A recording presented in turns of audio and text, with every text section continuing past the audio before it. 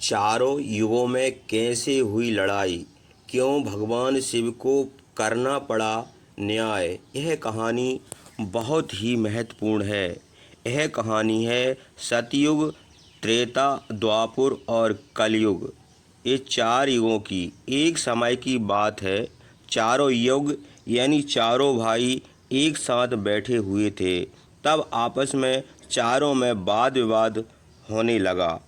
सतयुग, त्रेता, द्वापुर और कलयुग चारों एक साथ बैठे हुए विवादों में उलझने लगे।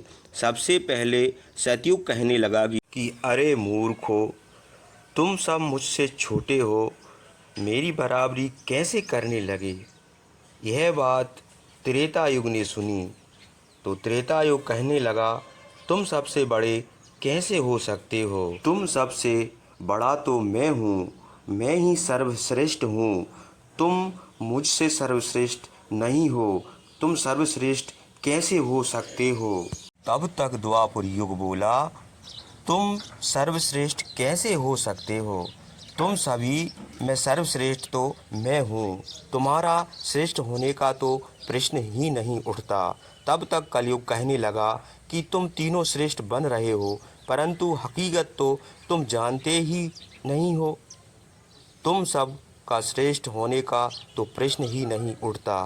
तब चारों युग आपस में झगड़ने लगे। तब चारों युगों ने आपस में निर्णय किया कि हम ऐसे फैसला नहीं कर सकते। हम में से कौन बड़ा है, कौन छोटा है, कौन सर्वश्रेष्ठ है, इसका फैसला भगवान भोलेनाथ करेंगे। चलिए वहाँ चलते हैं। वही आदि और अनंत है। चलिए उन्हीं के पास कैलाश पर चलते हैं। वही हमें बताएंगे कि हम में कौन बड़ा है और कौन छोटा है। इसका निर्णय स्वयं भगवान शंकर करेंगे।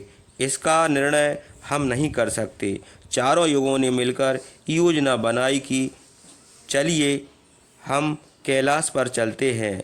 चारों युग कैलाश पर्वत चले जाते हैं। तब वह कैलाश पर्वत पर पहुंचते हैं तो द्वारपाल उन्हें रोक लेते हैं। द्वारपाल कहते हैं कि तुम चारों कौन हो और कहाँ जा रहे हो।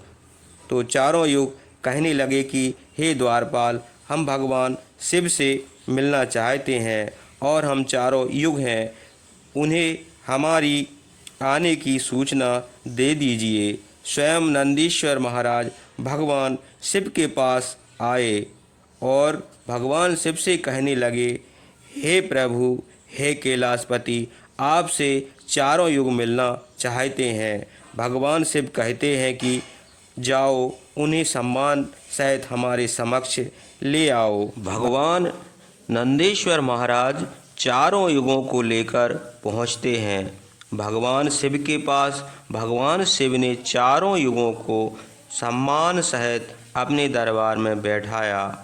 चारों युगों ने भगवान शिव को प्रणाम किया।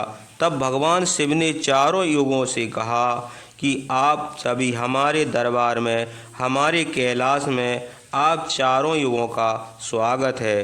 कहो, तुम्हारे आने का क्या कारण है कि तुम्हें हमारे पास आना पड़ा।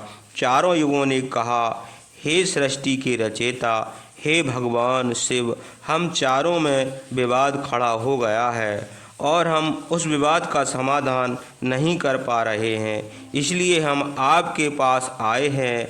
अब हम आपसे निवेदन करते हैं और गुहार करते हैं कि आप ही हमारा फैसला करें, आप हमारा न्याय करें और हमें बताएं कि हम चारों युगों में सबसे बड़ा कौन है, हम चारों में सर्वश्रेष्ठ कौन है। भगवान शिव कहते हैं कि इसका फैसला तो तब होगा जब आप चारों अपना अपना फैसला सुनाएंगे।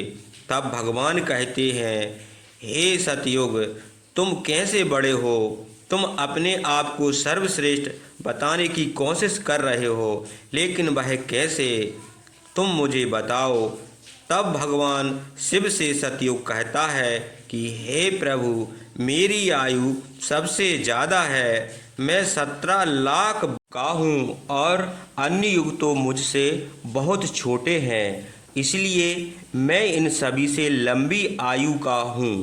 तब तक कलयुग बोल उठा, कहने लगा कि हे प्रभु, व्यक्ति कभी आयु से बड़ा नहीं होता है, व्यक्ति तो गुणों से बड़ा होता है। प्रभु, मैंने तो यही सुना है। भगवान शिव ने कलयुग की दलील को माना और सतयुग से कहा, इस तरह से तुम बड़े नहीं हो सकते। सतयुग कहने लगा कि हे प्रभु, मेरे युग में जो व्यक्ति हुए बड़े ही बलवान हुए, बड़े ही पराक्रमी थे। वे पृथ्वी को उठा ले जाएं, ऐसे पराक्रमी और बलवान हुए। और मेरे राज्य में मेरा राज था तो उसमें भगवान श्री हरि विष्णु ने कई अवतार लिए।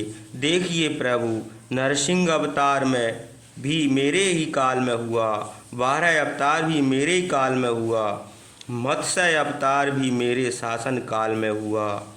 तब तक त्रेता युग बोल उठा, नहीं प्रभु, श्री हरि विष्णु के अवतार होने से वह बड़ा कैसे हो सकते हैं। देखो प्रभु, अवतार तो मर्यादा पुरुषोत्तम श्री राम का मेरे ही काल में हुआ था, जिन्होंने संसार को मर्यादा सिखाया। और बलवान की बात करते हो, कुंभकर्ण जैसे योद्धा मेरे शासन काल में हुए। हे प्रभु, इस तरह से सतयुग बड़ा नहीं हो सकता, फिर इन सब में बड़ा कौन है। तब तक वह बात द्वापर भी कहने लगा, हे प्रभु, दोनों बड़े बन रहे हैं, परंतु ये दोनों बड़े कैसे हो सकते हैं। देखिए प्रभु, आप जानते हैं मेरा शासन काल था, तब मेरे शासन काल में तो भगवान श्री कृष्ण जैसे अवतारी हुए, जो 16 कलाओं से संपूर्ण परमेश्वर थे, जिन्होंने वैराट रूप दिखाया। ऐसा वैराट रूप भगवान विष्णु भी नहीं दिखा सकते। भगवान योद्धाओं की बात करते हो तो मेरे शासन काल में बड़े बड़े योद्धा कर्ण, एकलव्य, गुरु, द्रोण, जरासंध, भीष्म पितामह और अर्जुन, भीम, युधिष्ठिर, नकुल, सहदेव मेरे ही शासन काल में हुए थे। प्रभु बलराम स्वयं मेरे ही शासन काल में हुए थे। तो इसलिए बताइए प्रभु कि मेरे शासन काल में कौन सा योद्धा इनके योद्धाओं में से कम था। हे प्रभु, इन सब ने तो मैं ही हूँ सबसे बड़ा। यह सुनकर कलयुग बोल उठा और कहता है, हे प्रभु, मैं इनकी बातों में सहमत नहीं हूँ। और कलयुग कहने लगा, हे प्रभु, मेरे शासन काल में सबसे अच्छा होगा। मेरे युग में व्यक्ति दुखी नहीं हो सकता और मेरे राज्य में अच्छे अच्छे और नई नई तकनीक से परिपूर्ण मेरा युग, मेरा शासन काल होगा। मैं ही सब में श्रेष्ठ हूँ। जब भगवान शिव ने चारों युगों सतयुग, त्रेता, द्वापर और कलयुग चारों की वाणी सुनी तो भगवान ने कुछ नहीं कहा और सुनकर चुप रह गए। चारों युगों की बहस सुनी तो भगवान शिव ने विचार किया कि हम इनका फैसला कैसे करेंगे। पास में ही माता पार्वती बैठी थीं। तब माता पार्वती कहती हैं, हे प्रभु, अगर आप ही इनका फैसला नहीं कर पाए तो फिर इनका फैसला कौन करेगा। और चारों भाई आपस में ही लड़ जाएंगे। महादेव, इसलिए आप ही इनका फैसला कीजिए। सभी देवता मिलकर भगवान शिव से कहने लगे, हे भोलेनाथ, आप ही इनका फैसला करें। तब चारों युग अगर आपस में लड़े तो क्या होगा। सृष्टि का कालचक्र रुक जाएगा, समय का प्रवाह रुक जाएगा। भोलेनाथ, आप ही कुछ कीजिए। भगवान शिव कहते हैं, ठीक है, मैं समस्त गणों की बातें मानता हूँ और इन चारों युगों का फैसला करूँगा। भगवान ने फिर चारों युगों से कहा, चलो ठीक है, मैं तुम चारों की परीक्षा लूँगा और जो परीक्षा में सफल हुआ वह सबसे बड़ा होगा। सतयुग बोला, हे भगवान, आप जो चाहें वो परीक्षा ले लीजिए, लेकिन सबसे बड़ा तो मैं ही सर्वश्रेष्ठ रहूँगा। कलयुग बोला, हे प्रभु, हम भी परीक्षा देने के लिए तैयार हैं, आप तो बस परीक्षा लीजिए। चारों युग परीक्षा देने के लिए तैयार हो जाते हैं।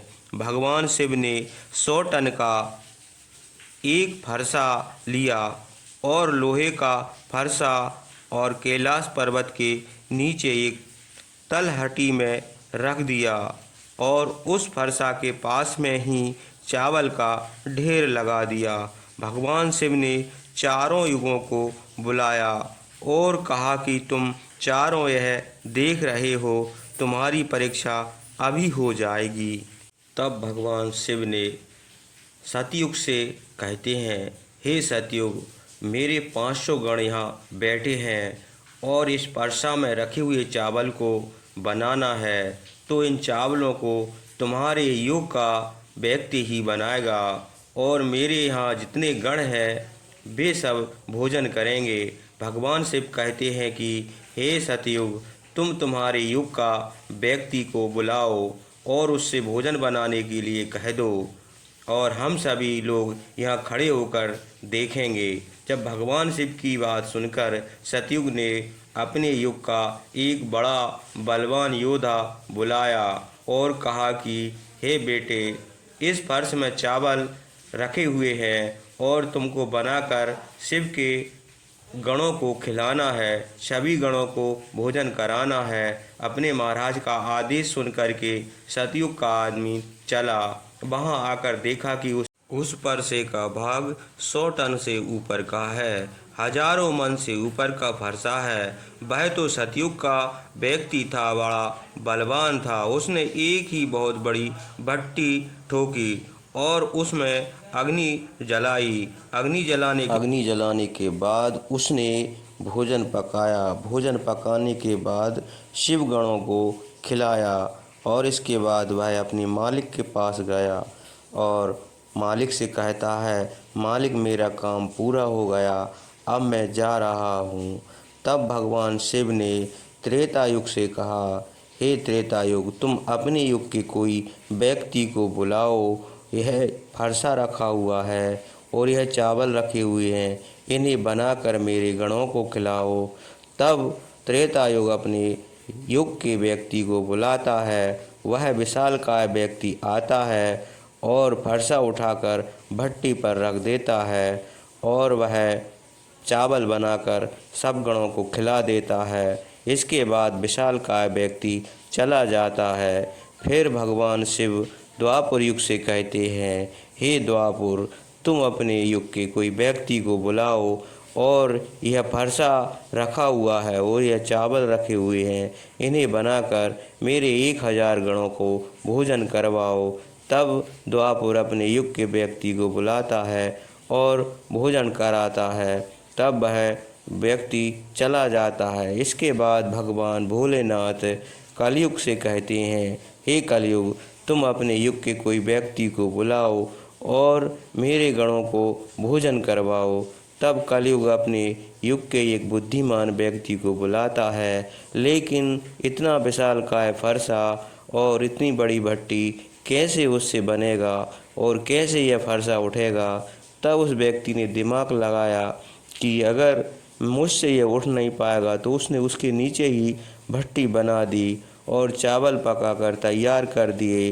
भगवान भोले ने देखा कि देखो, कलयुग का 3 हाथ का व्यक्ति ने इतनी बड़ा परसा में चावल बना दिए और खाना भोजन करा दिया।